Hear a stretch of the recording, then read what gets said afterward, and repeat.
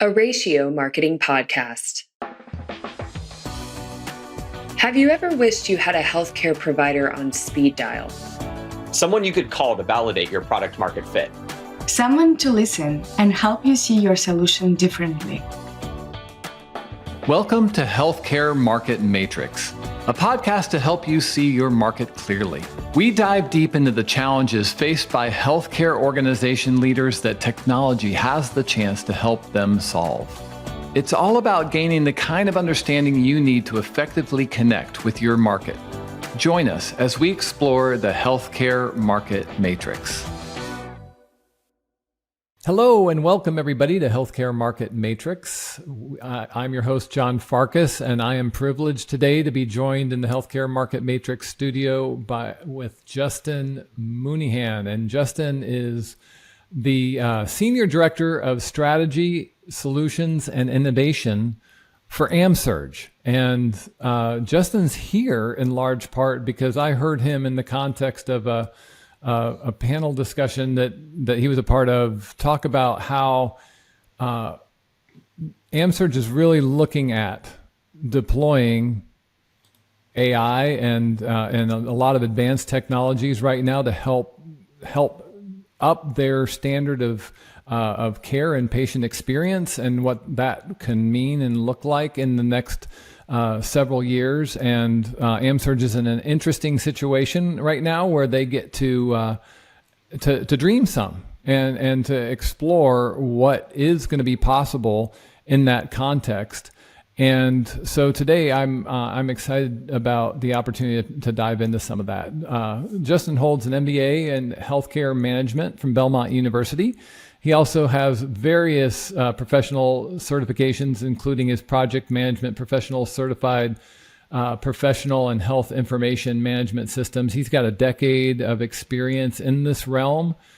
He's a Lean Six Sigma black belt, among other things. And so he knows how to get things done in this world. It's not an easy place to navigate, but he has a lot of experience in that world and making new things happen and making change happen in organizations like AMSURG. So Justin, welcome, and we're excited to have you here. Yeah, excited to be here, John. Appreciate you having me on. You bet. Well, I'm curious to just get some backdrop. So tell us a little bit about how you got to where you are and the your journey as you've grown into the position you're in the context of AMSURG. Tell us a little bit about that. Yeah. Thanks, John. So it's been a bit of an interesting journey. I started out coming out of college, entrepreneurship major at Belmont University, and I knew I had kind of that entrepreneurial bone, and I just it was kind of always been in me, and I've been interested in that. But I didn't really know what I wanted to do per se, much like most undergrads coming out. And I graduated in 2008, which was an interesting time from a macroeconomic perspective. There weren't a lot of companies hiring. And so I had worked a job in college at Smoothie King. And it was just kind of on the side. I fitted in with, very conveniently located to Belmont. That's right. And so I played college soccer, so I was busy as a student athlete and had to fit that in a little bit. And so, just coming out, I had, networked, I was a national native, so I networked with some friends, fathers, and got connected with a local serial entrepreneur, Mike Schmerling, actually, with his former company, XMI. And they were standing up a healthy frozen yogurt concept. And so with my frozen dessert industry experience, I joined their area management team, and we were looking to, grow that footprint across the Middle Tennessee area. Fast forward about a year and a half, 2 years, didn't really pan out as they had planned. It was kind of a fad that faded, and it wasn't necessarily the industry or the job that I was saw myself in for my career. And so I started networking again, and actually got connected with a local business process outsourcing firm to do some business development work. It was a great organization, W Squared. They really kind of took me under their wing. I got to work very closely with their executive team, who were just amazing to me. Shannon Farrington, Mark Farrington, Casey Carenti, and Kimberly Gessley were just a few that just really were good to me and gave me the opportunity. They had a healthcare technology arm of that BPO organization, because it was right around the time that the American Recovery and Reinvestment Act was going into effect with stage 1 meaningful use, basically digitizing medical records. And so that was a very hot happening at the time. And, I had some friends that were kind of in that space, some soccer buddies of mine, and I kind of, asked them about it. And it just seemed like a great opportunity. I'd always been interested in healthcare in general, just playing sports my whole life and trying to keep, healthy myself. It just seemed like that was an industry that, I could, be impactful and grow myself and just be interested in, quite frankly. And so the opportunity there, I remember approaching Kimberly Gessley actually the day, and she ended up talking to Shannon Farrington, and I was like, hey, I don't have any experience in this.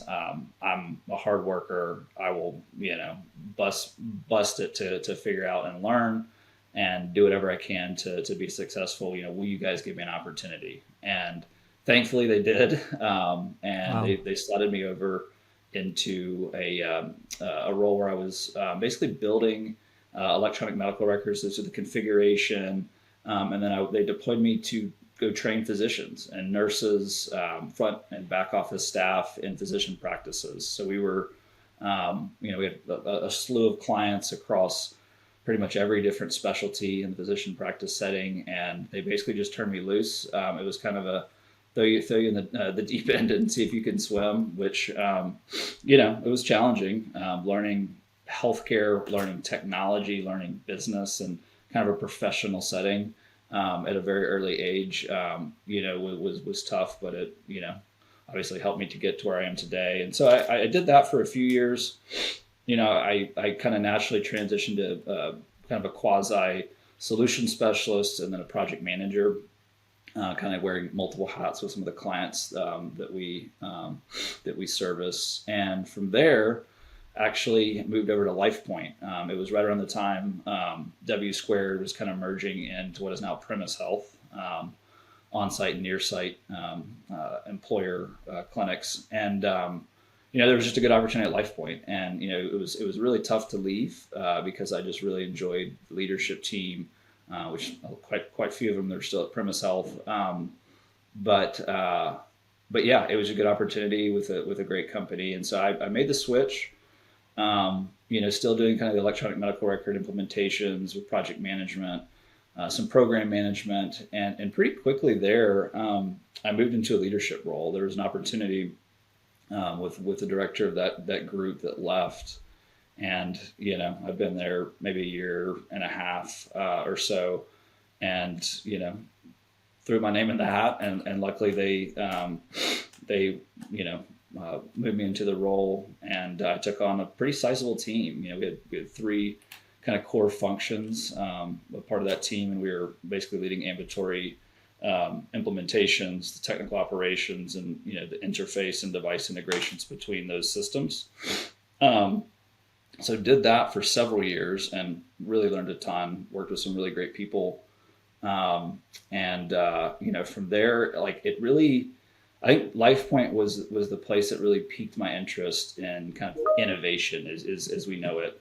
There's a lot of opportunity to plug into the electronic medical record and the billing systems, the practice management systems. There's a lot of innovation happening with point solutions. And so I really got to look at a lot of companies and solution providers to see how it would work, how it would fit with our organization, our technology stack. And, again, just started learning more and more and more. Right about that time, I got more plugged into Tennessee HIMSS. They have a workforce accelerator program.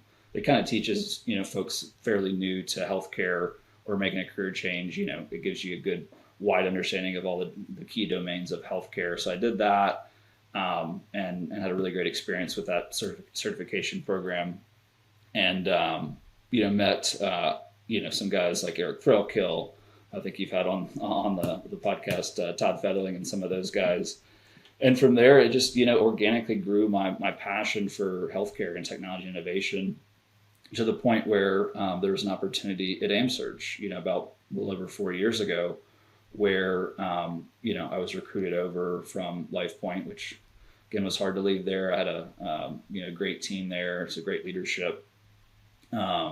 But it just seemed like a really good opportunity. The surgery center space, seemed like it was going in the right direction. And there was a lot of growth opportunity there. The surgery center space felt like a fairly untapped technology sector too. That I felt like there was a lot of learning opportunities for myself. And so, I made the switch. Started out kind of rebooting the project management office, the PMO. Did that for a few years, and we went through COVID, and with that there was some leadership turnover on the AMSURG side, and we brought in a new CIO, Robert Cook, who really is a pure technologist, in every sense. He's a software engineer background, and he really understands technology. He understands healthcare, and he just really saw a need for having a more of a strategy and innovation function for our organization. And so, he created this role, moved me into that role a little over a year ago to really focus on our strategy, focus on what innovation capabilities we can be looking at as an organization to, improve various capabilities and functions within our business. And so that's kind of where I am today. So a little bit of a long-winded story there, but it's an interesting space. There's a lot going on in healthcare, in the ASC sector, and at AMSURG, as I'm sure we'll get into a little bit more. But that's kind of my journey up until now. So for those of you who don't know, AMSURG it manages a network of more than 250 ASCs nationwide. And so they're one of the largest players in this space. And certainly there is, I'm really eager to get into some of the challenges of managing innovation across a network of ASCs involving some 4,400 physicians, which I'm sure is really easy and always the same every day. But no, there is a lot to consider in that realm. And what I know, Justin, about the ASC space is that we're definitely looking at, there's two big vectors, and feel free to correct me if I'm wrong, but there's two big vectors here. One is patient experience and one is efficiency. If I'm looking at the two critical points for ASCs to manage as it pertains to innovation, and I would have to think that those are the two big underscores. Is that accurate? Yeah, those are huge. I think I might add on though the physician experience too. Like that's it's funny. We talked a lot about this the past year internally. Like who is really AMSURG's customer at the end of the day, and the obvious with any healthcare provider organization, there's an obvious kind of answer. It's the patient. You've got to provide really high quality patient care. That's kind of the cornerstone. But for our business, that while that is extremely important, and I think we do a really good job of that, and the data shows that, the physician partners are really our customer. If you think about it, we're trying to provide a strong value proposition to our physician partners and the physicians that the operating partner. Procedures. That bring the procedures to our organization and our surgery centers across the country. And so we've been thinking a lot from a strategy perspective and innovation perspective. How do we enhance that value proposition? As we try to figure out how to grow the organization and scale it beyond the 250 plus that we have, what are those key legs of the stool, if you will, that we can create that strong value proposition. So that's been a big focus this year as we and will be over the next probably 3 to 5 years as we think about what is the surgery center of the future look like. Little addition there, but yeah. No, that makes great sense. And I would think too that as the operating partner and as you're looking at innovation, the opportunity to bring things forward that clearly make physicians' lives better, that help help them practice more effectively, help them free up more of their time to be human beings. I think anything in that equation would be really important. Talk about how you're set up in the organization. If I'm hearing right, you're reporting into the CIO. Is that so? correct? We actually created a newer position, our chief technology officer. So I actually report directly into him, and I have a dotted line to our CIO. An interesting structure, but it works really well. We work really well together, especially with our domain or functional leaders in IT. But yeah, that's the structure. And so, as an innovation leader, talk a little bit about what is in your purview. What's your job? What are you charged with making happen? Yeah, good question. So, and I'm sure it's changing. It's probably a pretty dynamic role right now, I'm guessing.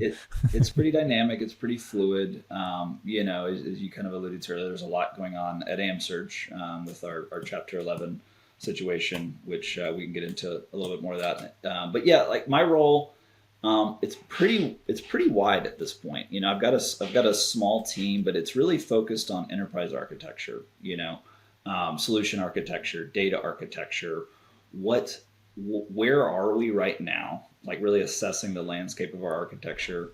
How do we look towards the future at new platforms and new point solutions, and take the business strategy, the business goals, and leverage technology to help us achieve those goals. And so that's at a very high level the role. I mean, we do a lot of solution evaluations of technology, work very closely with our business leaders. They might have, hey, we want to implement this new solution to solve this problem. We really try to dig in and understand what the problem they're actually trying to solve is.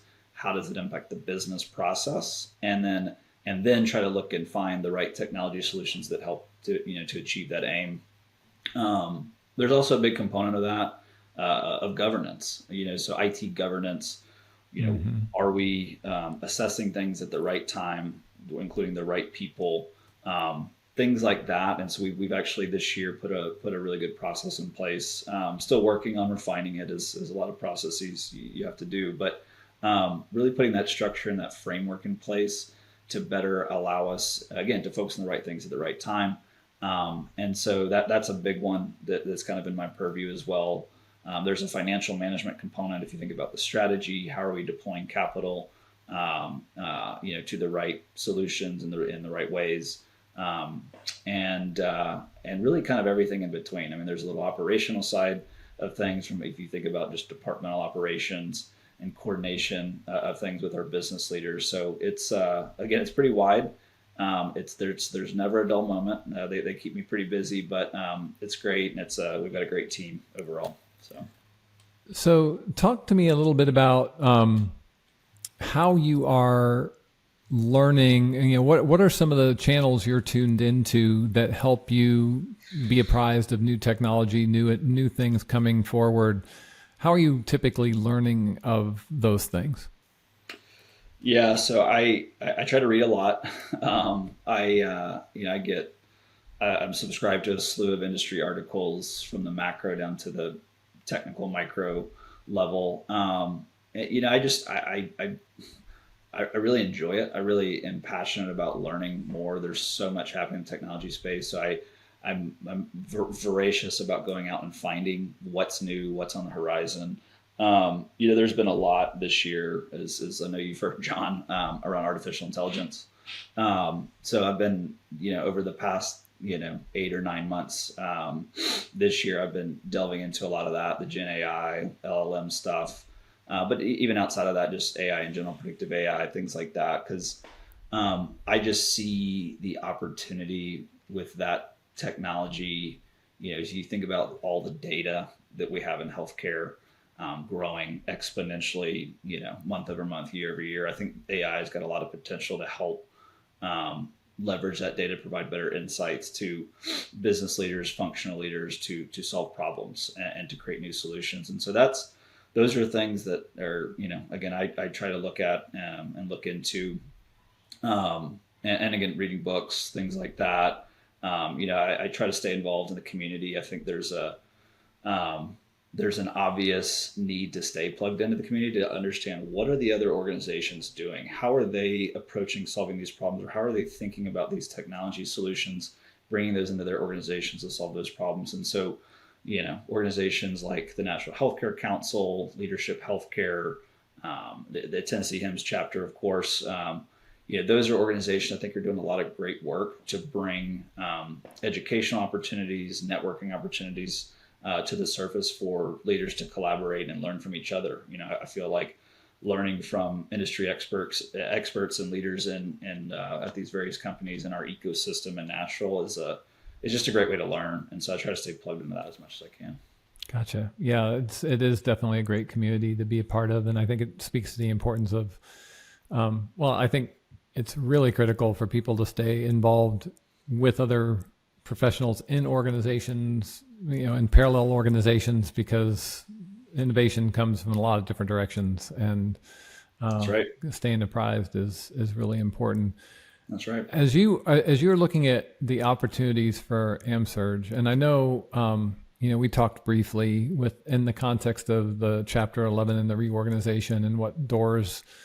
Talk about the doors you see that opening for your organization and how it's affected your innovation blueprint in the next year or so. How are you guys looking at the horizon right now?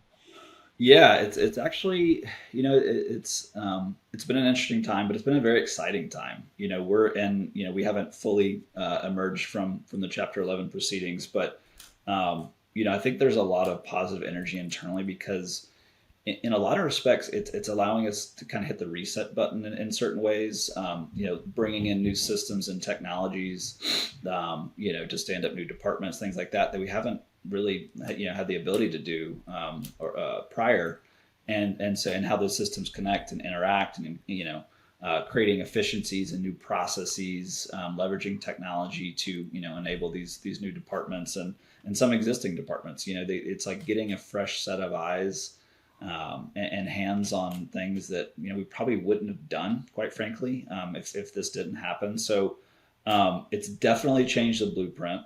We're still refining that blueprint. I think the next 6-12, probably into the 18-month range, it'll be fairly fluid. But I do know that we've got a great investment group coming in that will own us coming out of emergence. And from all that I've heard and seen, they really want us to grow. They see the value in the platform that AMSURG has built over the past 30 plus years, and they want to grow it. They want to bring in more physician partners, bring more procedures, stand up new service lines to really grow the business, which I think is really cool. There's some really great opportunities out there in the surgery center space as hospitals are pushing more of those procedures to an ambulatory setting. And so we're poised and in a really good position to accept that and to grow and really scale the business. So it's pretty exciting.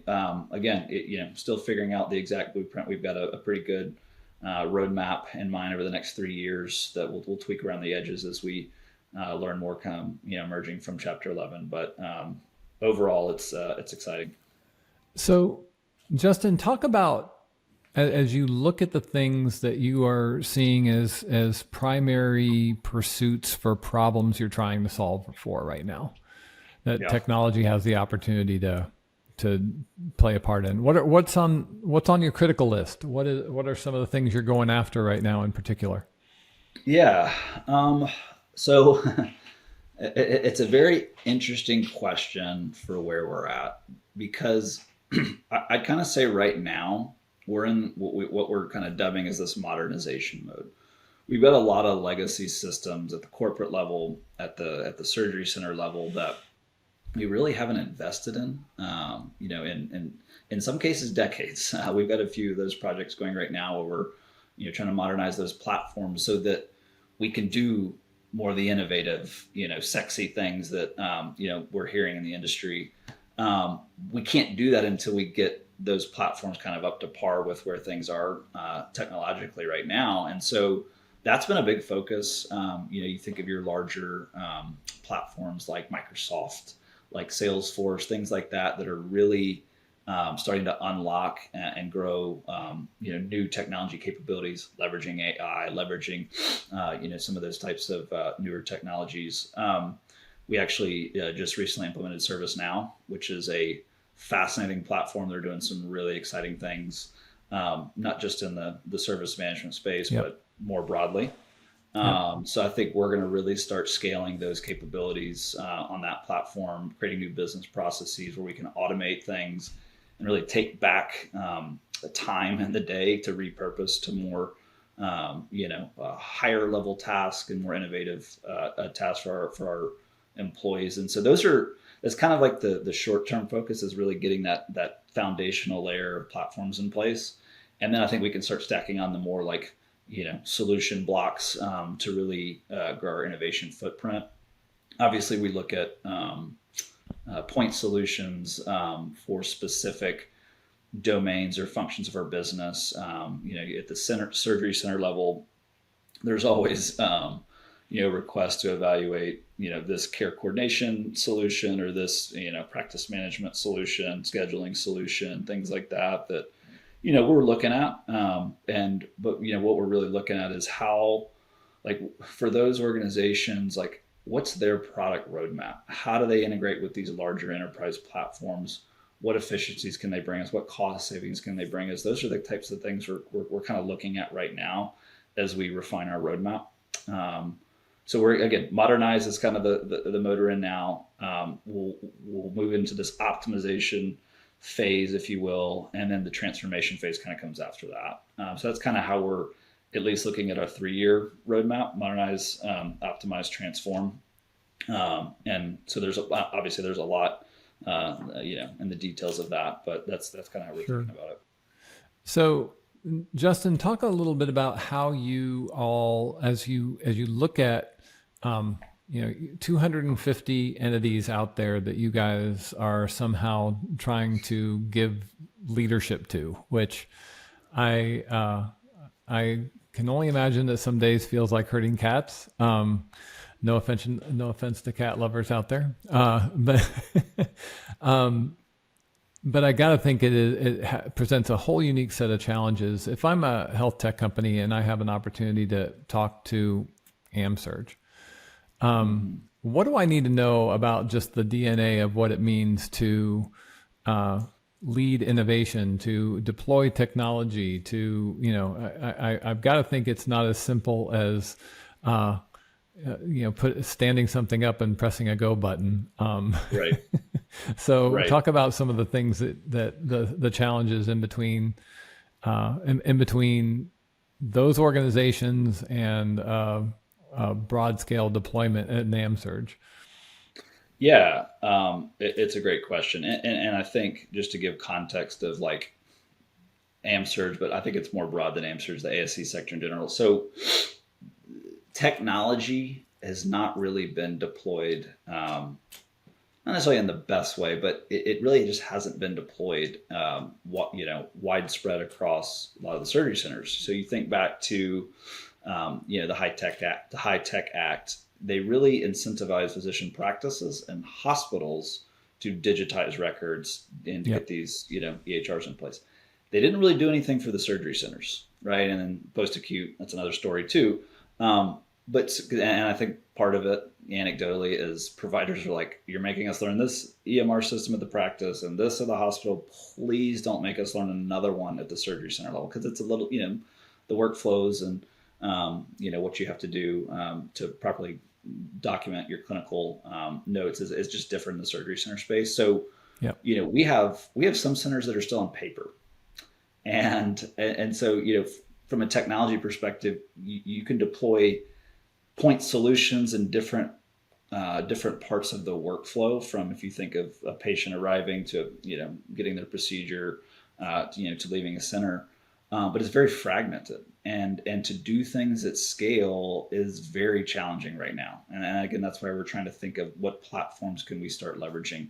I think a lot of point solution health tech companies, think they can come in and say, hey, this will solve all these problems. Here are some use cases of ROI that we did at X, hospital, and we can apply it in the OR setting here. It's like, yeah, like theoretically that makes sense, but practically it doesn't because of the things I mentioned.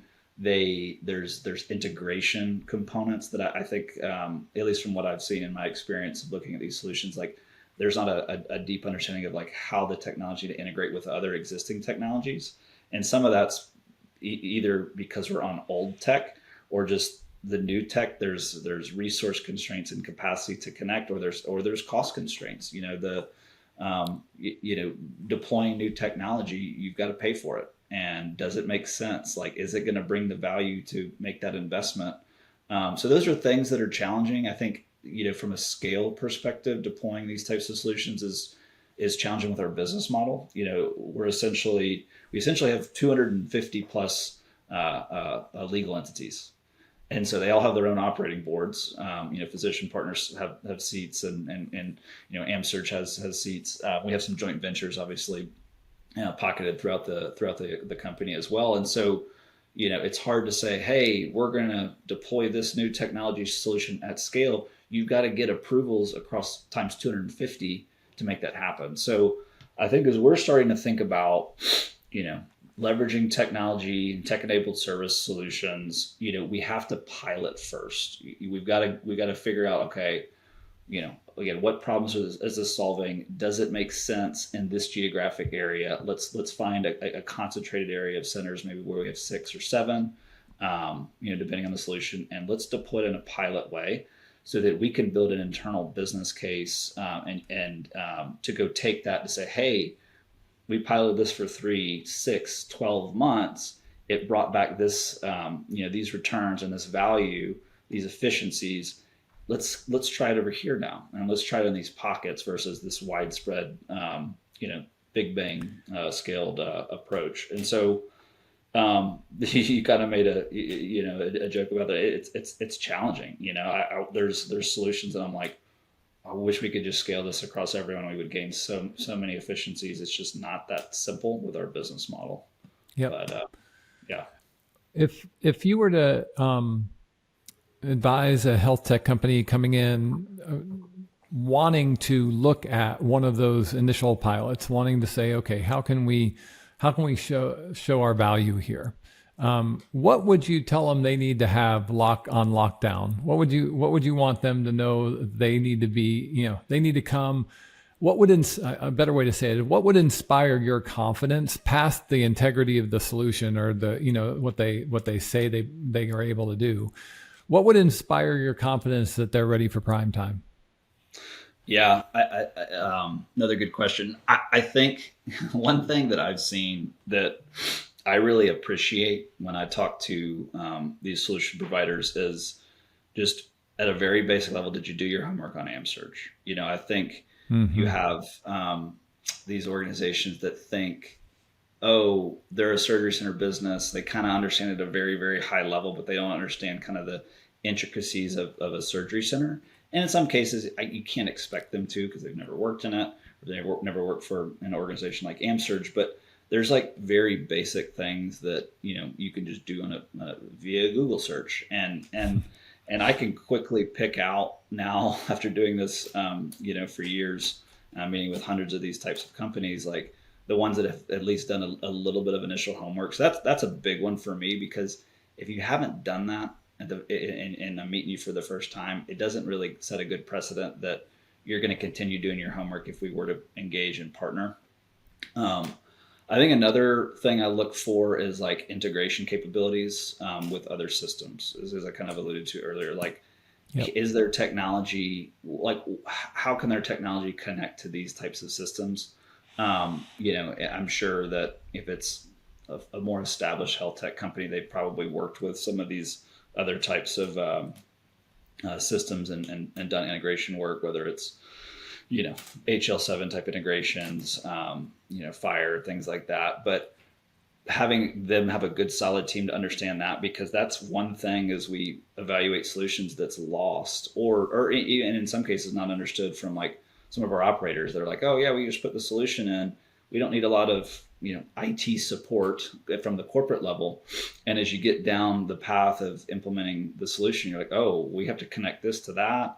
The data has to be interoperable, and it really kills the deal, kills the momentum in a pretty big way. So that's another big one. Security is huge. It's paramount. Ensuring they have good security controls baked into the solution, I think, is huge. I mean, we have, we have a process, security risk assessment, which all healthcare providers do at this point, but a pretty rigorous one where, they've got to be ready to execute that and generally turn that around, pretty quickly, which I think a lot of them have solved for. I think that's been a topic over the past few years that a lot of these solution providers have solved for. But those are some big ones to me that really stand out, that are like table stakes for even thinking about a pilot. And then, again, obviously there has to be some kind of significant value proposition, and in large cases it has to be supported by someone in the business. I think a lot of people come to me and say, hey, we got this, solution, and in some cases I'll bring in some of the business leaders to kind of validate, like, is this something that could really actually work? But at the end of the day, it's got to be supported by the business. IT can't drive and support everything. And so those are just some key points, I think, I would say.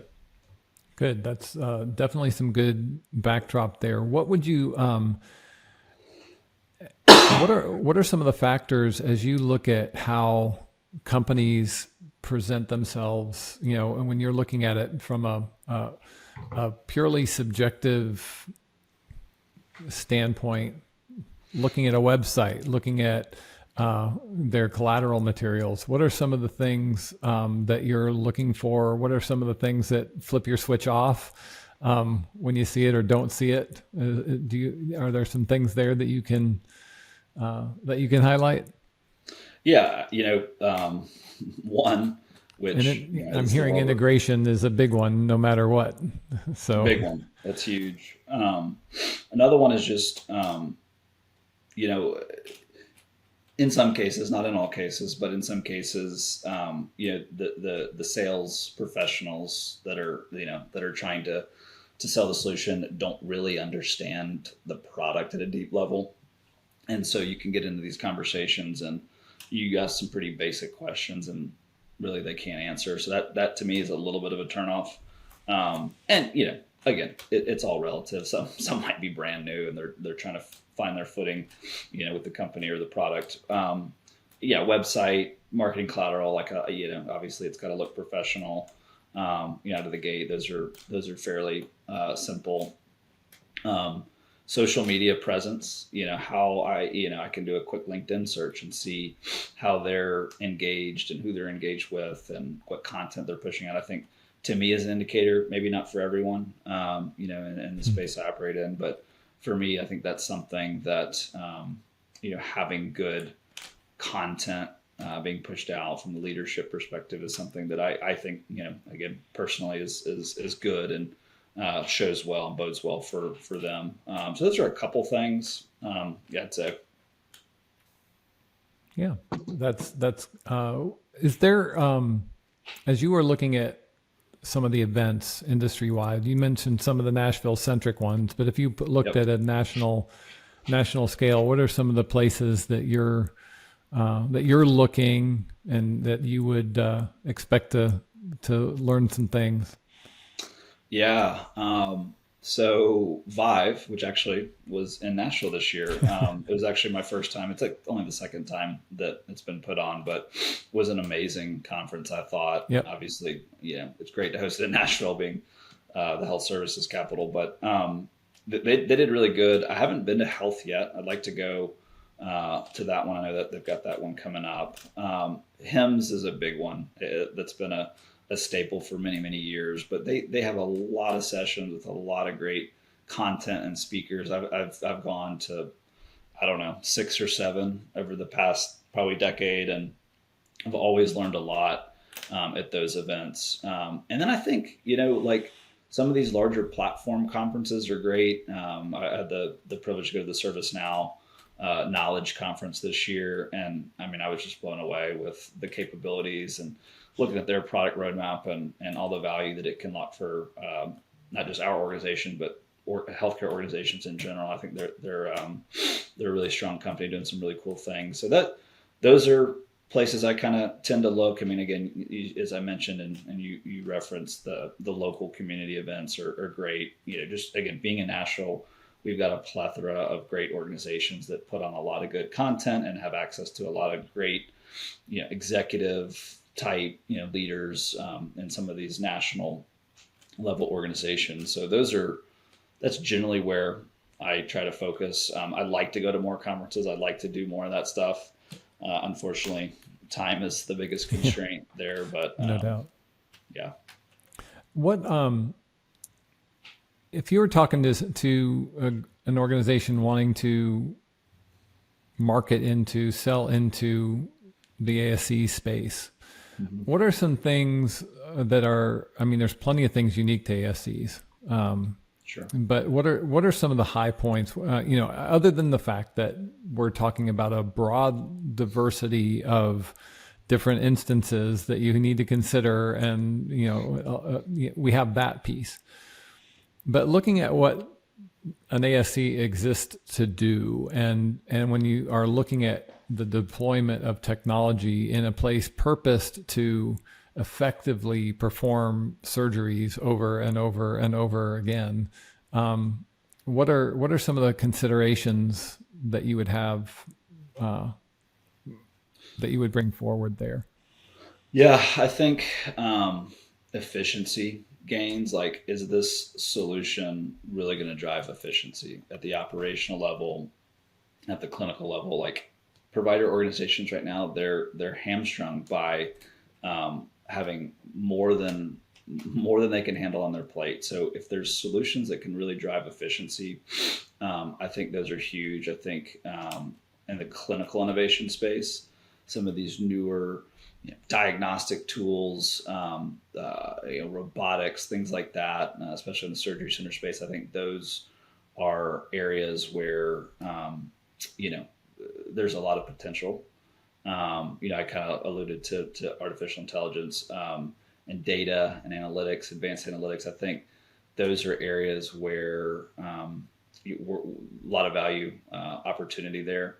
And, so for some of those solution providers, really having a good understanding of, the data capabilities for their offering, what data, we can leverage as an organization from leveraging their solution, how it drives insights, how it drives efficiency, things like that are, I think, are paramount and will continue to be important, in the foreseeable future.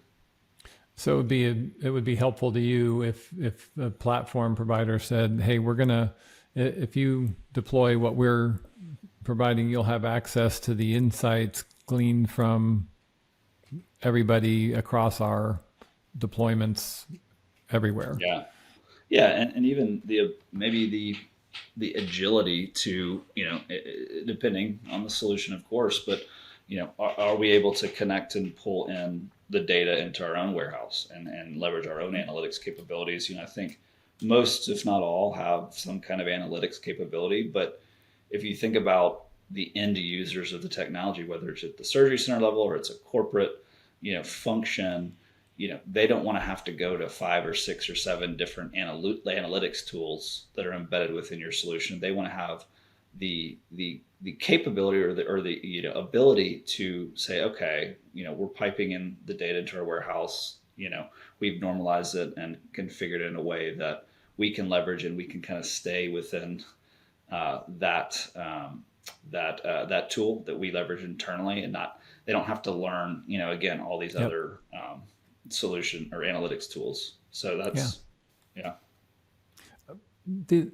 As you look at innovation in the context of your space, and as healthcare is increasingly getting into the hands of the consumer and being controlled by consumer, how big a part does the idea of innovation play as you consider the AMSURG brand and the and how that dovetails into consumer interest and people's understanding of what is the shape of a good provider, what makes a good option for this surgery that I'm getting ready to have? Yeah, that's a great question, John. And this is something, quite frankly, we've been talking about for years, even probably before my time at AMSURG. I know there was some passionate folks on this, but it's like, I mean, you're right. Healthcare is becoming more consumer-centric, and people want a better experience. They want a digital experience. And so as you think about digital transformation, I know it's a buzzy term these days, but how, as a surgery center operator, how can we be a cog in a really good digital experience? So think patient navigation. Again, it's something we've talked about internally, externally for years, and had some different partnership opportunities that hadn't materialized for various reasons. But yeah, I mean, like, the patients want, like, I know if it's me, like, I want to be able to do my pre-op on my phone and input my information that sends it directly to the surgery center, so I don't have to fill it out on paper and all these different hops. And it's just not a good experience, especially with, I think, the millennial generation, the younger generations. They pretty much expect that experience, because they're getting that across all the other industries and organizations they interact with. So that's something that. What do you mean I can't sign in with Facebook? Exactly. They want that. And I think, in a large respect, the surgery centers have kind of been left out. And again, I go back to the fact that they were never incentivized to digitize, their technology. And so they're having to fund that, wholly on their own versus getting any kind of incentive. And so, again, I think there's ways to go there. I think there's a lot of opportunity to create that experience from the hospital to the surgery center, back to the hospital, or the practice to the surgery center, back to the practice. The digital front door, if you will. I think there's a lot of opportunity, and that's an area where I try to keep following the trends and seeing where things are going there and how things are evolving, because at some point in time, when we kind of relay the foundation, from a technology perspective, I think that's something, getting into the patient experience domain that we really need to put some investment and focus towards. Yeah, so it might be related, but as we're coming to a conclusion here, yep. As you look at, if there was a problem that you could wave your innovation wand and solve right now in the context of AMSURG, if there's one thing that that technology could make a real dent in, that if you could just make it happen, what would it be? What would be that thing that would be at the top of the list? Ooh, that is a fascinating question. I think there is. I could go so many ways. Pretend you're the innovation wizard right now, and you can make it happen. Put that hat on. I think being a operations-centric organization and really priding ourselves in being really good operators. I think my innovation muscle would be focused towards that. I think ways we can create efficiency for our teams internally through leveraging technology to improve process, to improve insights, into process and efficiencies gained. I think there's so many demands on our operators on a daily basis. They do so much for our surgery centers.